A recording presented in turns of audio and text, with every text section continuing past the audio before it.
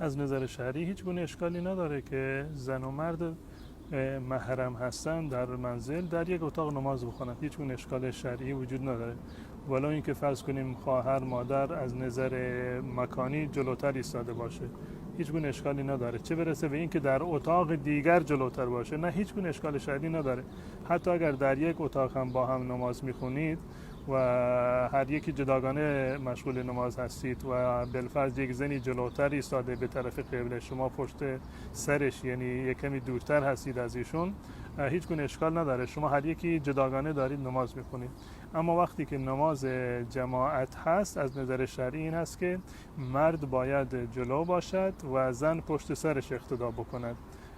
درست نیست که زن جلوتر از مرد باشه. اما وقتی که شما به صورت جداگانه در منزل نماز میخونید، هیچ اشکالی نداره. در یک اتاق نماز بخونید، یکی جلوتر باشه یکی عقب‌تر باشه، اشکالی ندارد.